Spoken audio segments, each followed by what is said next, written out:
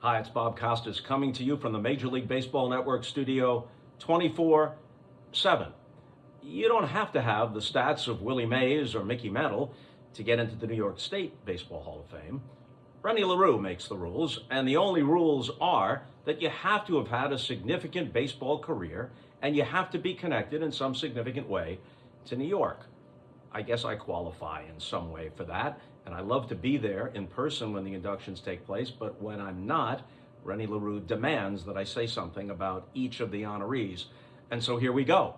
Starting with Chris Chambliss, one of the most feared hitters in baseball during his career, but best known in New York for hitting one of the most dramatic and most important home runs in New York baseball history. Back when the LCS was best of five, Game 5 between the Kansas City Royals and the Yanks in 1976 at the old Yankee Stadium, and Chambliss homers off Mark Littell to send the Yankees to the World Series for the first time since 1964. That 1964 team, of course, included Roger Maris, one of 7 pennant winners, 5 in New York and 2 in St. Louis, that Roger played on. Now, there's a case to be made, and a good one, for Roger Maris in Cooperstown. He doesn't have the cumulative stats over his career of many Hall of Famers, but let's ask this. How many Hall of Famers were back-to-back MVPs? How many of them played on 7 pennant winners? And how many of them held one of the most significant records in all of baseball, one of the most hallowed records in all of baseball for 61 years? That's right, we're considering Roger's record to be authentic, and Roger, therefore, is wedged between Babe Ruth and Aaron Judge. Only 3 players in baseball history have authentically hit 60 or more home runs in a season. Babe Ruth was 60, Rogers 61 in 61, and then appropriately, exactly 61 years later in 2022, another Yankee right fielder, Aaron Judge, hit 62. Welcome to the New York State Baseball Hall of Fame, and congrats to the family of Roger Maris. Roger's teammate, Elston Howard, was another terrific player. And as it turns out, Ellie was the first African-American to win the MVP in the American League when he won it for the pennant-winning Yankees in 1963. Regrettably, the American League was much slower to integrate than the National League.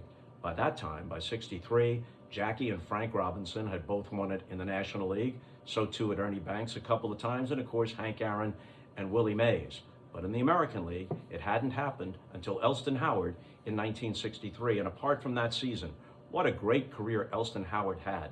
Take a look at his 1961 season. Everybody was talking about Maris and Mantle, but Ellie hit almost 350 for that team. And then in 1964, when the Yankees of that era won their last pennant, Elston Howard hit 313. A terrific player, a well-respected man. Elston Howard, welcome to the New York State Baseball Hall of Fame. Dave Valle. Now, knowledgeable baseball fans would say, wait a minute, Dave Valle was a really good guy, does a lot of charity work, but he played most of his career with Seattle, and he never played for any New York team. That is correct, but as I said, Rennie LaRue makes the rules, and Dave Valle was born in Bayside and went to Holy Cross High School in Flushing. That's good enough. He's connected to New York, and in he goes to the New York State Baseball Hall of Fame, along with Bob Aspromonte. Now, there are a number of interesting notes about Aspro, who used to be called Aspro the Astro. Although when he first played for Houston, their inaugural team in 1962, they were known as the Houston Colt 45s before becoming the Astros a few years later. Bob also played with the Dodgers and other teams before finishing up his major league career, here we go, here's the connection, with the New York Mets in 1971. But here's the note you want to take away from tonight. Bob Aspromonte had one at-bat as a young player for the 1956 Brooklyn Dodgers. One at-bat. Didn't play in the majors again until the Dodgers were in Los Angeles in 1960. But he played until 1971. And he became the last former Brooklyn Dodger ever to play in a major league game in 1971. So there you go, Bob Aspromonte. Todd Zeile, my good friend, played multiple positions, third base, first base, catcher. But more than that, he played many multiples over when it comes to different teams. 11 big league teams in a very productive big league career. 11 different teams, but 2 of them were the Mets and the Yankees. And now, as most of you know, he's part of the Mets broadcast team. So it's a natural for Todd Zeile to now be part of the New York State Baseball Hall of Fame. Curtis Granderson may be one of the most under-celebrated players of his era. And let me tell you from personal experience, one of the nicest guys you'll ever come across in baseball. The triple is kind of on the endangered species list these days. He led the American League in triples twice, with a high of 23 in his best season. There are entire teams that don't hit 23 triples in baseball anymore. And when he was with the Yankees, he found that right field porch very inviting. Had 2 seasons of more than 40 home runs. Curtis Granderson, a Yankee and a Met, and now a member of the New York State Baseball Hall of Fame.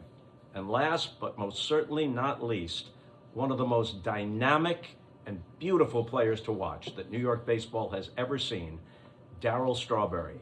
Rookie of the Year as a Met, an All-Star for many successive years after that, and then finished his career as a Yankee. So he bookended it with the Mets and the Yankees, but in between, he played for the 2 New York legacy teams on the West Coast, the LA Dodgers and the San Francisco Giants. He had so many big, unforgettable moments as a Met, and now we're all happy to say that he has a settled and very productive and happy life. Wish I could be there to shake his hand. Darryl, to you and all of your fellow inductees, congratulations, and have a wonderful night.